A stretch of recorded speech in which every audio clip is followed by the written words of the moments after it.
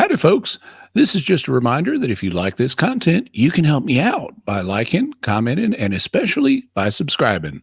And be sure to hit the bell notification so you always get notified whenever I have a new video. Hope you enjoy this. Hello and welcome to Catholic Answers Live. I am Cy Kellett, your host. Delighted to be here with you. 2 hours of Ask Me Anything with Jimmy Akin this hour. But it's the internet version. All the questions have come to us via the internet. People ask Jimmy a lot of different things, from the mundane to the wildly interesting, sometimes obscure, and often mysterious, because of Jimmy Akin's mysterious world and Jimmy's reputation for taking all questions and taking them seriously. Jimmy Akin, of course, senior apologist here at Catholic Answers and the proprietor of Jimmy Akin's Mysterious World. Hello, Jimmy Akin. Very hello, Cyril Kellett. How are you doing today? Oh, very hello. I'm very well. Thank you very much. And Jimmy Akin's Mysterious World, maybe you should just, for the 4 people who listen who don't know what that is, maybe you could give us the general description of Jimmy Akin's Mysterious World. Sure. So it's an audio and video podcast where every week we look at a mysterious subject. The mysteries come in all different flavors. Some of them are scientific mysteries. Some of them are historical mysteries. Some of them relate to true crime. Some of them relate to the paranormal. UFOs and Bigfoot are in there, religious mysteries, all kinds of different mysteries. And we look at them from the twin perspectives of faith and reason. So after we give the background to the mystery and what's claimed about it, we then look at it and say, okay, what would reason tell us about this mystery? And then what would the faith tell us about this mystery? And unlike a lot of mystery shows, we don't just try to generate wonder in the audience and imagine what if. Instead, we actually try to solve the mysteries to the extent that that's possible. You can find it at mysterious.fm. Check out mysterious.fm. And lots of families have found it a fun family activity. And among families and other listeners, it has become one of the most popular documentary podcasts in the United States. So check it out, mysterious.fm. Do you think that the type of questions you get on this show have been affected by the fact that you do Mysterious World? Very definitely. There's some bleed through between the two shows. Here on Catholic Answers Live, we sometimes do weird question shows, where people ask deliberately weird questions, and then I use those for occasional episodes on Mysterious World. But then also Mysterious World listeners know I know about these areas, and so they ask questions of that nature on Catholic Answers Live, and we'll have a few of those today. All right, I'm going to be tempted to give out the number, but I'm going to try to resist the temptation because it's an internet open forum. Lots and lots of great questions for Jimmy, and we'll start with Samantha's question. Samantha asks this, Jimmy: what are your thoughts on the prophecy of the angelic Pope and the great Catholic monarch? Okay, so first we should probably explain what these are. These are concepts that are reported to have been talked about by various Catholic visionaries a few centuries ago.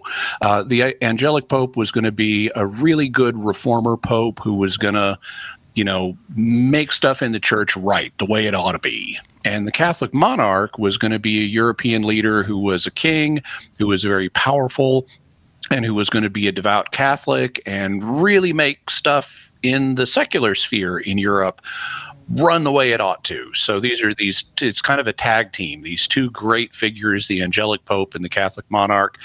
And, at the time, obviously we still have popes, but at the time that these prophecies were being given or reportedly given, there's always a question with some of these older things about, is this, historically accurate that this person actually claimed this? Because a lot of times you don't see them citing primary sources. But monarchs were powerful in Europe. And so it would be logical to think in terms of, if we're going to have a big reform in society and things are going to go back to the way they ought to be, then you would want a pope and a powerful monarch leading that effort. So that's kind of what these concepts are. And at least if you read modern documents that cover prophecies allegedly given say, between the 1600s or the 1500s and the 1800s, you do find, these claims. However, these claims are dependent on the idea of a strong monarchy. And that's no longer really part of European culture. There are countries like France that don't even have a monarch. There are and Germany, neither of them has a king. There are other countries that do, like, England, for example, and some of the Scandinavian countries, but their monarchs are weak by historical terms. They are not absolute monarchs, and they're not really running the show. They're kind of figureheads. They don't give orders that people have to follow in the great majority of circumstances. Instead, parliamentary government has become the norm. And there's even, on the continent these days, there's even a kind of super parliament for the European Union. And I don't foresee a return of powerful monarchies happening anytime soon. There'd have to be a massive cultural and political upheaval in Europe to see a resurgence of strong monarchies. And so I would tend to see these prophecies as having been disconfirmed by historical events, if they were given at all. I mean, I'm sure in some cases they were, but in other cases, a prophecy may have been falsely attributed to a seer. And so for those that were actually given, I would tend to view them as having been disconfirmed. Either that, or they date to an age that's in the far future that we can't really imagine at this point. All right, Samantha, thanks for starting us off. Appreciate it. This one comes from Jean. Until the second coming, we won't have our bodies if we are in heaven, provided we get there, of course. How will we interact then with our loved ones who we hope are in heaven and we long to see again? What does that even look like? I believe the church does not have definitive teaching on this, but what has been the speculation? Well, you're right. The church doesn't have a definitive teaching on this, but there is, I think, some pretty reliable speculation in this area. Since we won't have our bodies with us, but we do have evidence that we will be communicating. Like, for example, we'll learn if we're in heaven about people on earth who want our prayers, and then we'll be able to pray to God on their behalf. That's the intercession of the saints. That communication would have to take place mind to mind, which would mean it's telepathic communication.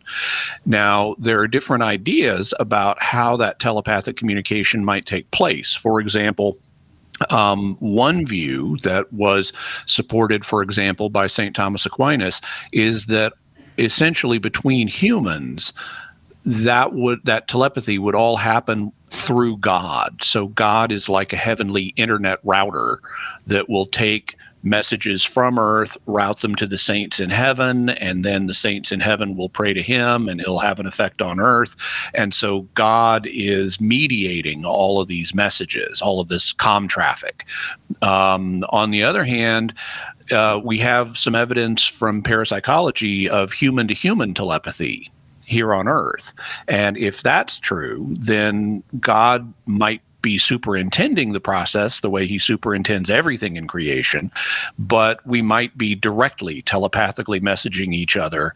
And so God might not be serving as a heavenly internet router. In terms of how the afterlife is depicted, well, the book of Revelation depicts the new earth post-resurrection as an environment where the saints live, and it's depicted as a glorious city with streets of gold. That's where that you sometimes hear that image associated with heaven. Although what a lot of people forget is Revelation actually says the streets are transparent gold.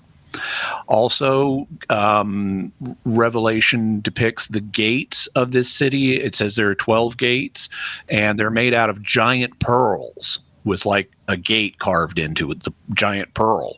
And so that's where the pearly gates come from.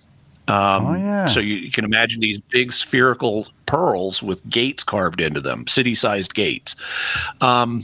It's pretty well concluded by biblical scholars that these images are not meant to be taken literally, because the afterlife will actually exceed what we can imagine now. And so these are meant to give us a taste of what it's like, but they're not meant to be exactly what we're going to see. And this is also suggested by evidence from parapsychology. There are several death-related phenomena that the field studies because it does study the survival of human consciousness after death. Some of these include what are known as deathbed visions, where someone is not yet dead, but they're like laying on their deathbed and they have a vision of, for example, angels or departed loved ones coming to them and saying it's your time and we've come to get you and bring you to the next life. They also sometimes get glimpses of the next life. Same thing happens in what are known as near-death experiences, where someone either biologically dies or almost biologically dies, but sometimes they do. Their heart will stop, and they perceive the same kind of stuff. They have angels or relatives coming to bring them to the next life. They get imagery from the next life. And then there are what are known as after-death communications, where someone has lost a loved one and then spontaneously their loved one shows up one day, either in a dream or in waking life, and they say, hey, I wanted to let you know I'm okay here in the afterlife. Or sometimes they say, I need you to forgive me because I'm sorry for that stuff I did to you during life. And sometimes they get to see a glimpse of the afterlife where their departed loved one is. And in all of these experiences, in deathbed visions, in near-death experiences, and in after-death communications, when someone gets to see the afterlife, it's very beautiful, at least for 80% of people. This is not counting the people who have unpleasant experiences. But of the people who have pleasant experiences, they see a beautiful realm. It may be garden-like. It may be city-like. It may combine elements of like a garden, kind of country, beautiful landscape with beautiful flowers and things like that, with little outposts of cities in it too. And so it's generally understood that, just like with the Book of Revelation, that these images are meant to give us a sense of what it's like, but we shouldn't take them overly literally. Gene, what a great question. That brings us right to the break. It's an internet Ask Me Anything with Jimmy Akin this hour. Lots more questions to come right after this on Catholic Answers Live. Hang on. Catholic Answers Live will return in a moment. Are you a coffee drinker? If so, you can now enjoy a coffee roasted to perfection by the Carmelite monks of Wyoming. Delicious Mystic Monk coffee is roasted and prepared by monks in a hidden cloistered monastery and is available in over 25 varieties. All Mystic Monk coffees are works of perfection and labors of love. For more information on how to purchase Mystic Monk coffee, visit mysticmonkcoffee.com. That's mysticmonkcoffee.com. Underwriting for Catholic Answers Live is provided by Real Estate for Life. Real Estate for Life connects home buyers and sellers to real estate agents while supporting pro-life organizations. On the web at realestateforlife.org. Bible in a Year with me, Father Mike Schmitz, is now available right here on Catholic Radio. Encounter God's voice and learn how to live life through the lens of Scripture with a new episode every day. I hope you'll join me as we discover how the story of salvation unfolds and how we fit into that story today. Bible in a Year and Catechism in a Year with Father Mike Schmitz. Tonight at 10 p.m. Eastern, 7 p.m. Pacific on EWTN Radio.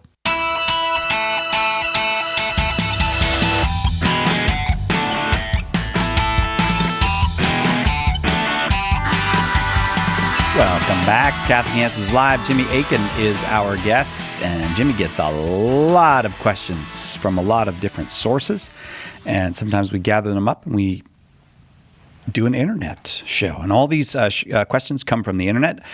We're calling it Internet Ask Me Anything with Jimmy Akin today, and this one comes from Linda. Do you think there were Sasquatches on the Ark? Oh, I lost Jimmy's audio, so I'm not. Did somebody mute Jimmy? Look, we're about to find out, Linda, but there's a conspiracy against speaking openly about Sasquatches, apparently. I don't have audio from Jimmy. So we're not exactly sure why we lost audio. All right, I'll tell you what. I'll do the ad while we're waiting to see if they can figure out what's going on with the audio. Check out all the great deals over at shop.catholic.com. For a long time, shop.catholic.com has been our bookstore where you could buy Catholic Answers books and materials, but it has expanded. You can buy everything from books and materials as we used to do to clothing, hats, sweatshirts, all that stuff. Check it out at shop.catholic.com. Jimmy, do you think there were sasquatches on the ark? Oh, well, we still got an audio. They're checking the cables. They're literally checking the cables in there. We are not sure why we lost audio, but it's coming. They'll work it out. They'll figure it out in a second. I almost gave out the number, but I can't give out the number because it's an internet Ask Me Anything today. We used to call these open forum. Now we call them Ask Me Anything because that's what the world decided to do. The world decided to have these Ask Me Anything episodes on Reddit and around the internet. And since that's what young people, that's the moniker young people understand these things by, we decided, yeah, let's do that. Let's just call it Ask Me Anything because there's a wider audience that knows what that is than knows what open forum is. So if you used to love listening to open forum, it's the same thing. It's just called Ask Me Anything, Catholic edition, or Ask Me Anything, whatever our particular topic that we want to cover with that person that day is. Usually I give out the number at this point, but I am not going to give out the number because all of our questions are coming from the internet today. It's an internet Ask Me Anything. Jimmy Akin is our guest. And I'll tell you what I'll do. One other thing I'll do while we're waiting to see if they can get that microphone straightened out with Jimmy is I will invite you to come to the Catholic Answers Conference. We do it each September, the last weekend of September right here in sunny San Diego. About 1,000 people come over the course of the weekend, and we have a great time. It's got a little bit of a summer camp, apologetic summer camp feel to it, but it's a very nice summer camp because we do it at the Hyatt right here in La Jolla. So you can check out that at CatholicAnswersConference.com. Just check out CatholicAnswersConference.com and you can come. And you can check out all that we do at Catholic.com. Of course, if there's materials that, anything that you'd like, virtually any question you'd like answered about the Catholic faith is answered over at Catholic.com. It's the second most popular Catholic website, the second most popular Catholic URL in the world. The first belongs to the Pope. So, I mean, that's tough competition. We'll take second place to the Pope anytime. We'll take second place if first place is occupied by the Pope. But what we hear all the time from people, from pastors, from RCIA directors, from people who work in apologetics or 1, 2, schools, 3. That, Jimmy counted. Well, that means I can hear him. All right, I'll just go back to the questions. Check out Catholic.com for all your Catholic questions. Jimmy, do you think there were sasquatches on the ark? Well, if you assume that Sasquatches are real, and if you assume that the Great Flood was a global flood, so that the only creatures that survived were on the ark, then yeah, I would say Sasquatches were absolutely on the ark. But that's making those two assumptions. So, there are other alternatives besides Sasquatches exist, and besides the Great Flood was a global flood. If you want to hear about those, you can actually listen to a few episodes of Mysterious World. I did a 2-part look at the Great Flood in episodes 175 and 176. So you can go to mysterious.fm/175 and mysterious.fm/176 to hear about the Great Flood and what science and reason what faith and reason would say about it. I also did Bigfoot way back at the beginning of the show in episode 3, which is at mysterious.fm/3. But I would say that I have been reconsidering my views on the subject. At the time, I said that it's very unlikely that a large primate exists in North America without having been discovered by modern science because of all the eyeballs and cameras and people looking for it. However, I've since doing that episode 5 years ago, I've come across additional evidence that is making me reconsider that. I'm not at a point of saying I'm not at a point of saying I think Bigfoot or Sasquatch is real, but there's more evidence than I was aware of at the time. And so I'm not as confident of that view. Oh, so we might get a revisiting of the whole Sasquatch question. Yes. Oh, very good. That's the plan.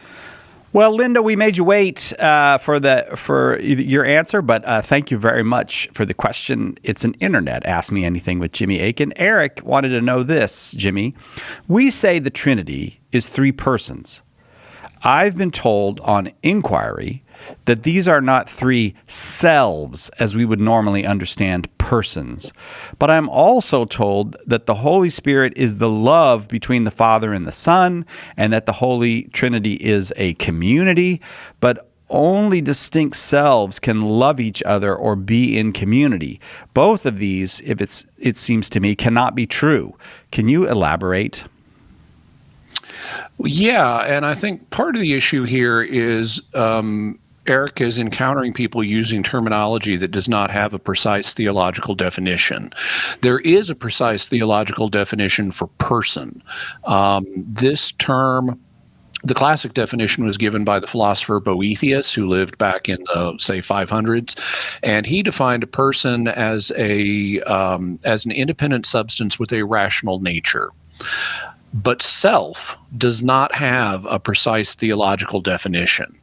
I would be very hesitant to use language that suggests the 3 persons of the Trinity are not selves, as we would normally understand the term. The 3 persons of the Trinity obviously transcend the kind of person that we are. You know, they transcend us.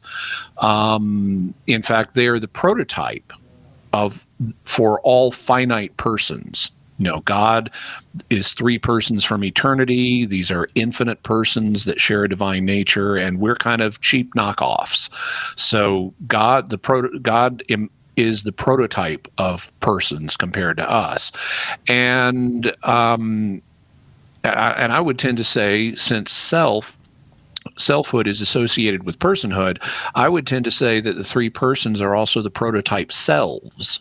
I would say, if you simply say that the persons are not, that they're not persons or selves, the way we understand the term, then it would communicate a false idea to the listener that would somehow suggest that they're less than persons. It would depersonalize them to say, well, they're not persons or they're not selves the way we think of persons or selves. People would tend to make the mistake of thinking they're less than a person instead of, oh, they're the original prototype persons or selves. So I think that careful work would have to be done to avoid a conclusion like that. In the case of the Holy Spirit being the love of the Father and the Son, this is analogous. That is church teaching, and it's analogous to how the Son is the Word of the Father. You know, well, love here in our realm, which is less than the divine realm, love is not a person. It's something abstract. And in the same way, words are not persons. They're something more abstract. But on the divine level, the reality of personhood is so great that the Word of the Father is another person. So the Word on the divine level is a person. And in the same way, the reality of personhood on the divine level is so great that the love between the Father and the Son is also a person. And so the 3 persons of the Trinity are not less than persons. They're not impersonal. They're more than we are. And that's why the Word and the love on the divine level are actually distinct persons in addition to the Father. Eric, thank you very much. The great mystery of our faith. Appreciate the question. It's an internet. We've got internet questions for Jimmy today, an internet Ask Me Anything. This one comes from Ryan. Is there any equivalent to Eucharistic adoration for the precious blood? If so, why? If not, why not? So the law requires that the precious blood be reserved only when it is going to be taken to someone who is sick. This presumably would be a sick person who can't receive communion in the form of the host. You know, that's why they need to receive the precious blood. When the precious blood is reserved, it must be placed in a sealed container in the tabernacle to prevent it from being accidentally spilled. Consequently, there is no equivalent to Eucharistic exposition for the precious blood, at least not in the Latin Rite. However, exposition, which is where you put it out for people to view and adore, exposition is not the only kind of Eucharistic adoration, and consequently, if the precious blood has been reserved so that it can be taken to a sick person, one could still adore the precious blood even though it's in the tabernacle. It's not exposed, but reposed in the tabernacle. And even if it hasn't been adored, one can still adore the precious blood in the host, because Christ's body and blood are united. So his blood is in the host as well as his body. And whether the host is reserved or exposed, you could adore the precious blood within it. All right. That's going to bring us just about to the break. So Ryan will say thank you very much for the question. Lots more questions to come. Perhaps some sasquatches, UFOs, aliens, demons, all the things that you find on, or some of the things that you find on Jimmy Akin's Mysterious World will be among those. I do know that there's lots of great questions to come, so hang on. We'll be right back with more Jimmy Akin on Catholic Answers Live.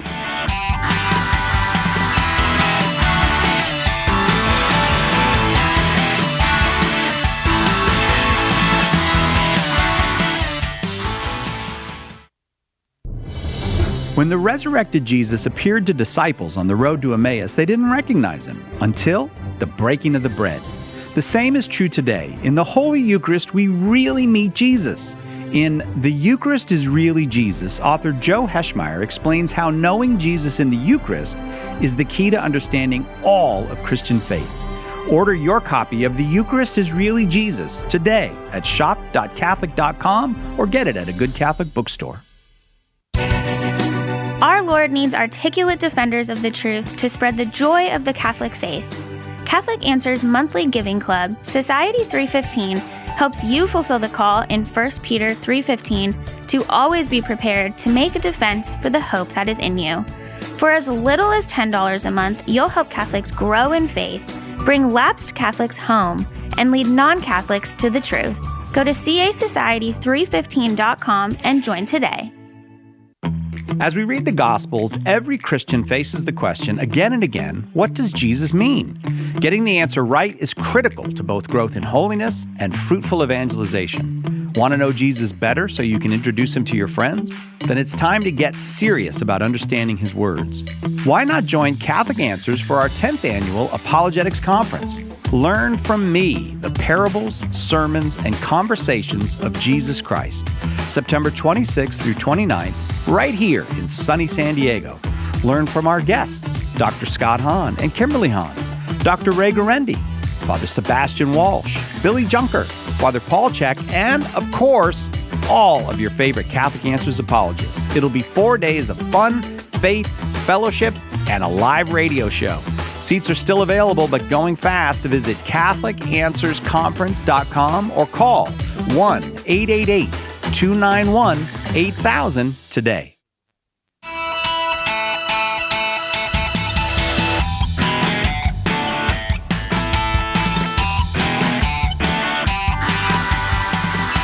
Welcome back to Catholic Answers Live. We are only a fraction of the way through all these awesome questions that we've got, so lots more fun to have. Jimmy Akin is our guest, of course, the proprietor of Jimmy Akin's Mysterious World that you can find more than 300 episodes of at mysterious.fm and new episodes each Friday morning. And if you've got a question for Jimmy, you can also call us. Many days Jimmy's here with us, but sometimes people send the questions via the internet, and so it's an internet Ask Me Anything today. David asks this: what's the difference between feasting and gluttony? Okay, feasting occurs when one eats more than normal in order to celebrate something special. Gluttony occurs when one eats a sufficient quantity of food, either in one sit-in or over a period of time, to endanger one's health. So there can be overlap, between feasting and gluttony, but they are not the same thing. Sometimes one can feast without committing gluttony. Sometimes one can commit gluttony and feasting at the same time. Sometimes one can commit gluttony without feasting. The difference is that feasting involves more food than normal, and gluttony involves enough food to damage your health. Oh. So that's the distinction. I happen to watch there's a YouTube channel I follow called Beard Meets Food. It's about this guy from England who is a competitive eater, and he goes around to different restaurants and tries their food challenges. Because different restaurants will have like, if you can eat this 3-foot wide pizza by yourself in an hour, it's free, and we'll give you a T-shirt.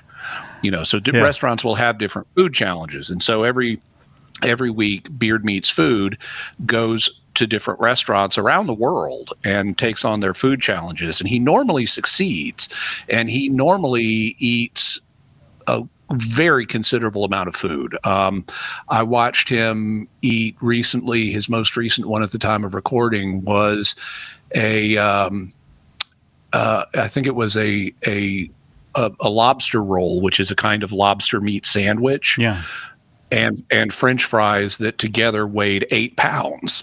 So the lobster roll itself weighed 6 pounds, and then he had 1.5 pounds of fries and 1 pound of coleslaw, and so he ate 8 pounds of food in one sitting, and which is amazing. But he is not committing gluttony because he fasts in between when he takes on the food challenges. So he's actually a pretty thin guy.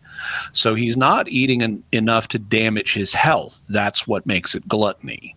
If you eat enough to damage your health, that's essentially what gluttony is. Oh, well, thank you for the question.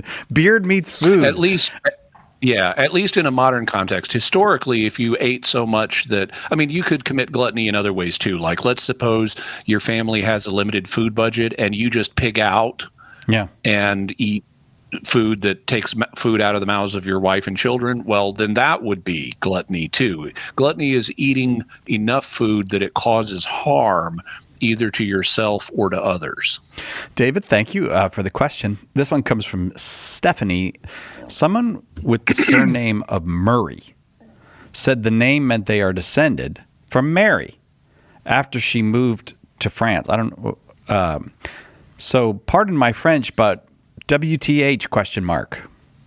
What is it? Yes. So the claim is that the surname Murray comes from Mary, and that Mary, the Virgin Mary, at some point moved to France, and that's what led to the name. Okay, well, this is a folk etymology, as they're known in linguistics, which is just an idea that people have come up with. It's not rigorously documented. And like a lot of folk etymologies, it's really problematic.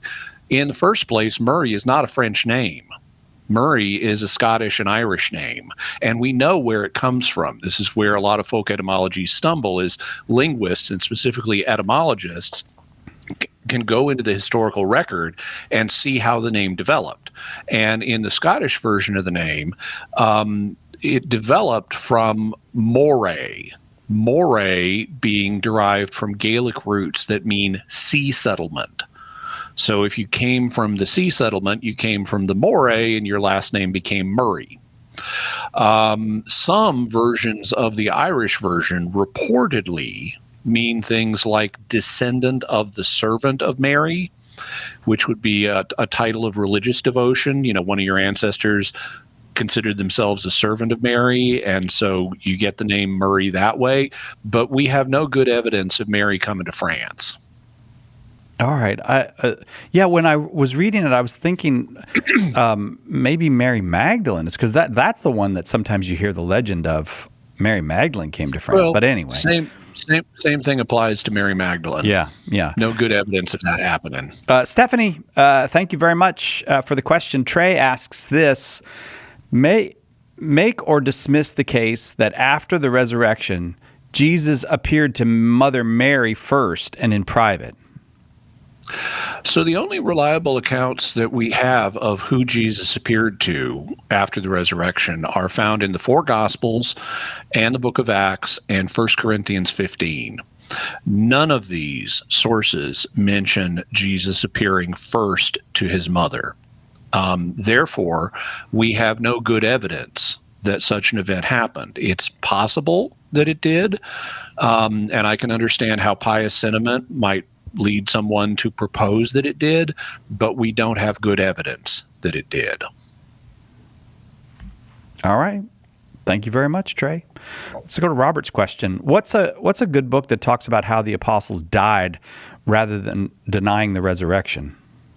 Oh, I see. Well, he wants to know that they were martyrs. Like, what's the evidence that they were martyrs, essentially?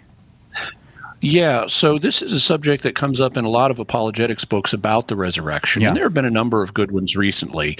There is, however, a book that is specifically on the question of what happened to the apostles that is of a scholarly nature. And so this is the book that I'd recommend if you really want to dig into the subject. It's called The Fate of the Apostles, and it's by Sean McDowell. And it's the best treatment of what happened to them as far as the historical record is concerned. You should know going in, though. Now, sometimes apologists get a little excited and overclaim a little bit, and they'll say, like, all of the apostles died martyrs' deaths except for John. And there are two problems with that. First, there are traditions that John also died a martyr's death. And second, we really don't know what happened to quite a number of the 12. We know what happened to some of them in considerable detail, like we know about what happened to Peter and Paul. But others, we're not so sure. We have an idea of where they went, like Thomas evangelized in India and so forth. We have pretty good evidence for that. But we don't have detailed, accurate records of their deaths. And so one of the things you find out when you read The Fate of the Apostles is, we got to be a little bit moderate in what we claim about this.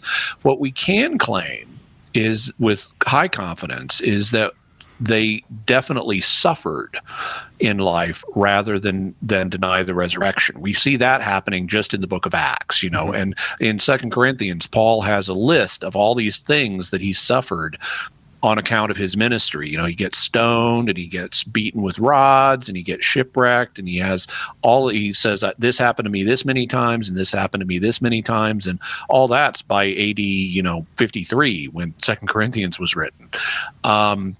And Acts similarly records persecutions of the apostles for preaching the word. So we can say with very high confidence that they suffered on account of their message of the resurrection, and some of them did die because of their preaching the resurrection. But we can't say that all of them or all of them but John did. All right. Thanks very much for the question, Trey.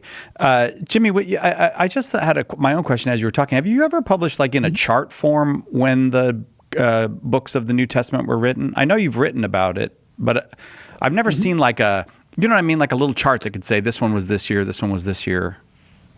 I think I have that or something like that in The Bible is a Catholic Book. Oh, okay. All right. I got that right here. I've also written blog posts about the dating of various books, and I have unpublished writings that I hope to complete and publish one day. As you know, I'm a biblical chronology nerd, and so I study biblical chronology in detail, and I've written a sizable chunk of a book on biblical chronology that would push it into new areas that I haven't seen anybody else do yet. Like figuring out the approximate dates of when things in the book of Acts happened, because Luke gives us bunches of chronological clues, and then how to fit those with Paul's epistles. And so I've got a lot of really interesting stuff that I just haven't completed and published yet, but hopefully one day. Oh, very good. Very good. All right. We got to take a quick break. We'll be right back with more Internet Ask Me Anything with Jimmy Akin on Catholic Answers Live. Catholic Answers Live with Jimmy Akin is coming right back.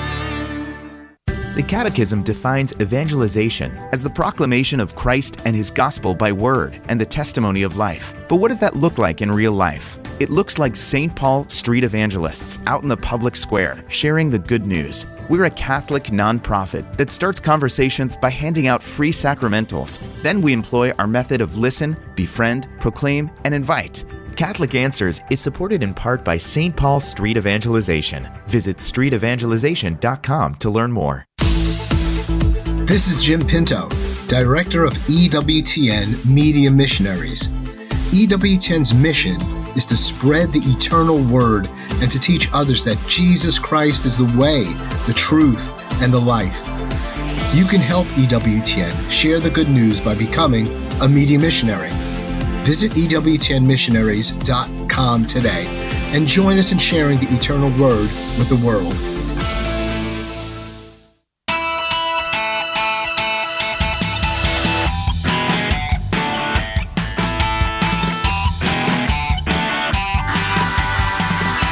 Welcome back, Catholic Answers Live.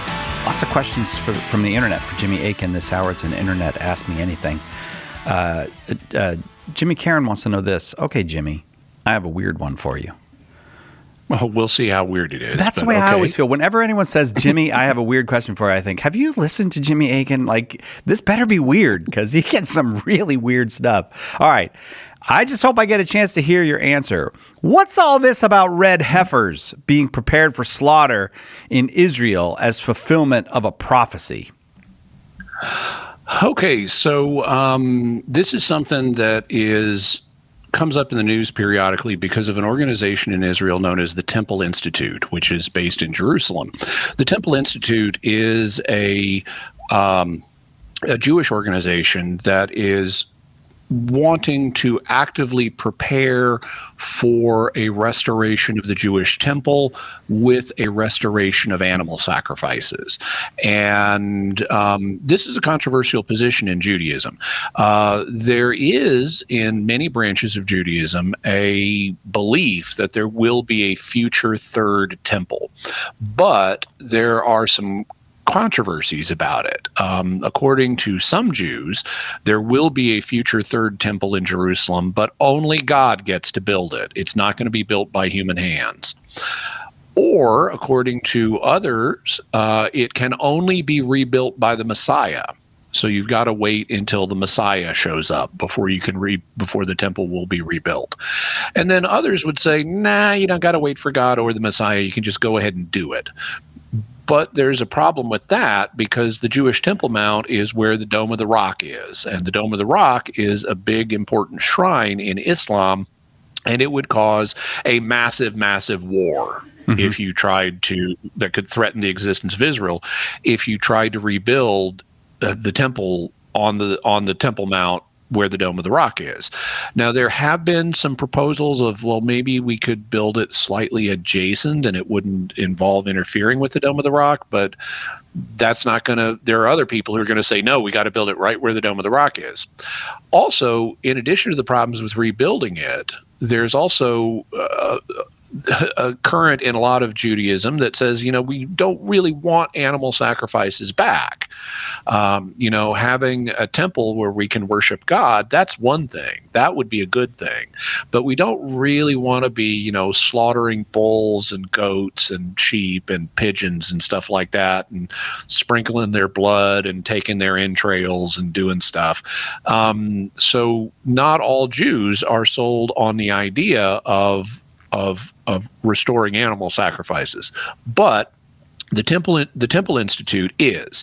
And so they've been doing various things like preparing the special garments that Jewish priests are supposed to wear and preparing other liturgical articles that would be used in the temple, like a menorah and things like that.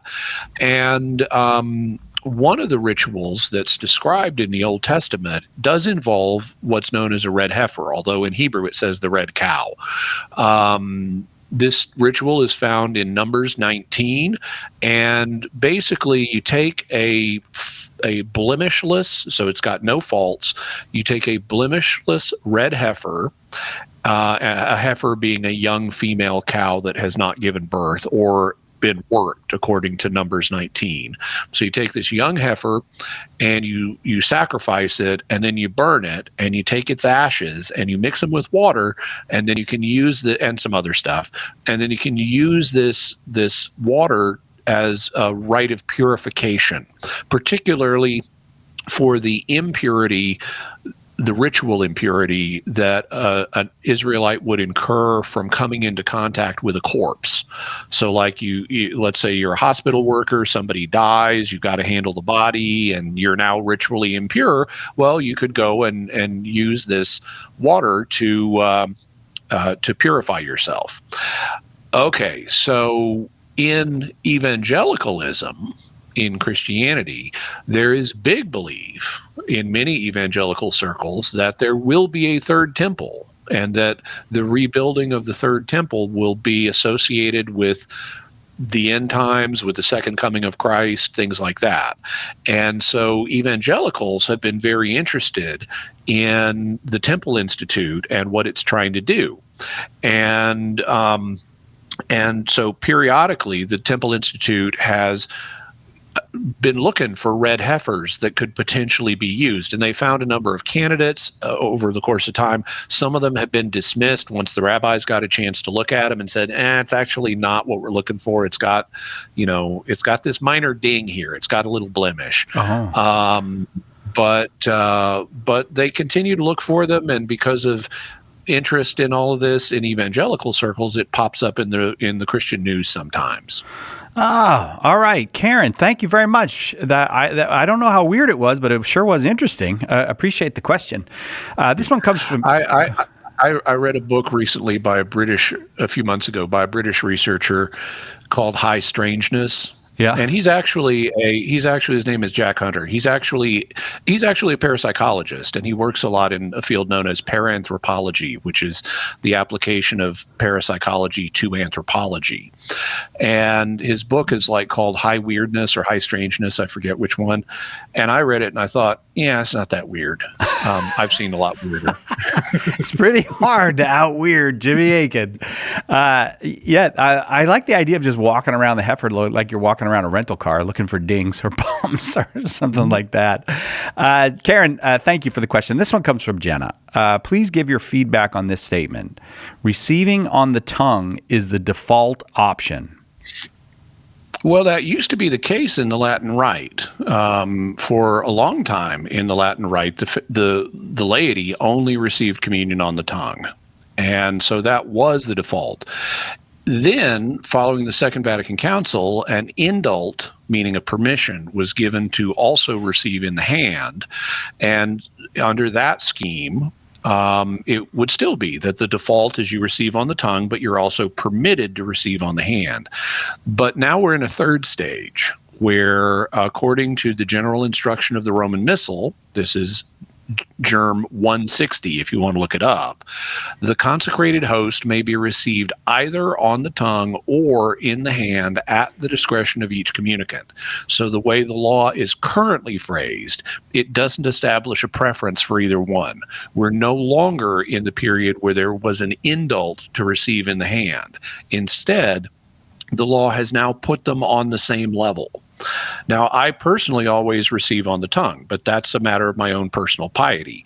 In terms of what the law says, the law puts them on an equal footing in the Latin Rite, and it leaves which one you want to exercise, which option you want to exercise, up to the individual communicant's discretion. Thank you, Jenna. Hey, David, thank you for this. I'm looking forward to finding out what the answer is. What really is sleep? David asks. Well, sleep is a biological state that, with variations, appears to characterize all life forms.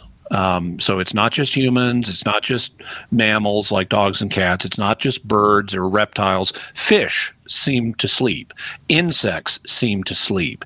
Even microbes, subatomic creatures, go through these periods of less activity than where they're in a kind of what's known as torpor, that is apparently their version of sleep. So sleep appears to characterize all known life forms. It involves lower levels of physical and mental activity. at least for those creatures that have what you could think of as a mind. So our bodies become less mobile, our minds become less active, and in mammals, birds, and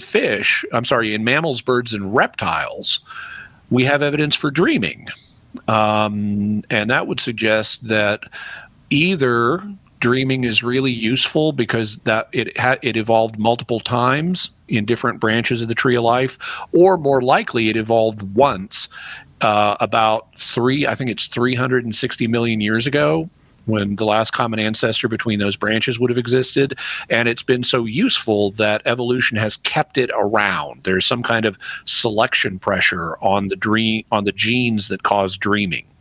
The purpose of sleep is not fully understood at this point. However, it appears to involve resetting biological processes, like getting rid of fatigue toxins and stuff like that, so you wake up fresh. It also may involve the repair of the body. Your body may be able to fix itself in this low activity state in a way it can't if you're up and moving around. It also may involve the regulation of the immune system so that it helps protect us against diseases. And dreaming, for those creatures that have it, may possibly involve the consolidation and clearing of memory. So all of those are possibilities, but if you want to know more, I did an episode of Mysterious World on the mystery of sleep, and it's episode 98. So that would be mysterious.fm/98. David, thank you for that interesting question. This one comes from Kevin. What does the church state about forcing men to take psychological exams before being accepted to seminary? Well, canon law provides that before ordination, the bishop must have moral certainty that the candidate for ordination has the right psychological qualities for ministry. But it does not mandate, so this is the Code of Canon Law itself, does not mandate that psychological exams be taken prior to seminary. So since the Code of Canon Law doesn't say it, it's not part of universal law, at least in the code.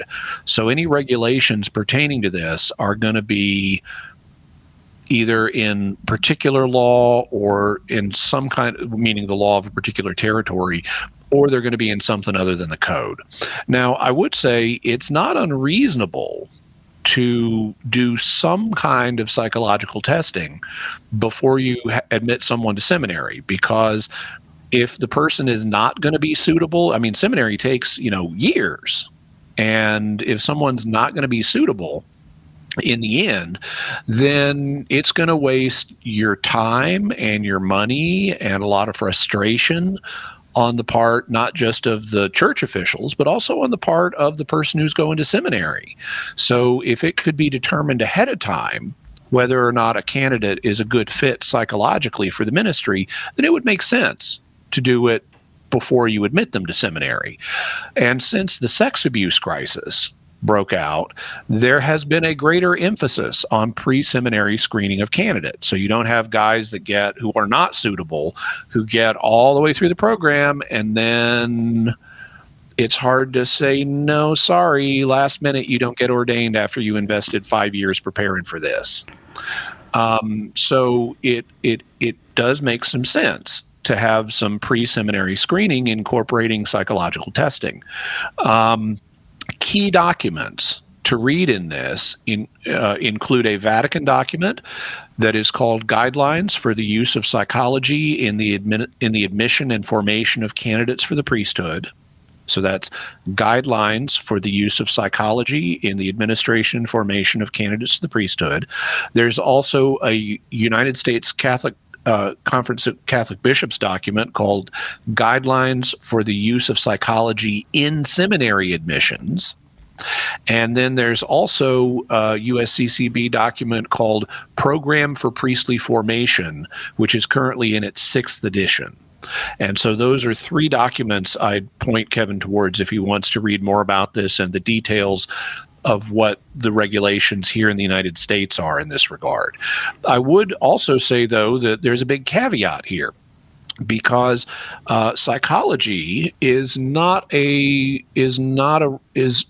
not one of the physical sciences. And like all science, it continuously develops, and it's often termed, these days, the polite way to say it is it's a social science. But historically, the way it's been said is it is a soft science, meaning it depends a lot on interpretation, and a lot of psychological tests aren't really very good.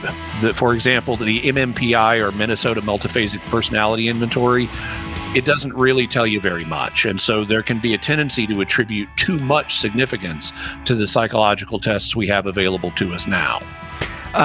Kevin, thank you for the question. Lots more questions to come. Jimmy Akin is our guest. It's an internet Ask Me Anything. We've gathered up lots of questions that have come via the internet to Jimmy, and we got them all lined up and ready to go. Some of them weird, some of them just interesting. We'll get to all that right after this on Catholic Answers Live. And before we go, just one more reminder that if you like what you've watched, you can help me out by liking, commenting, and especially by subscribing.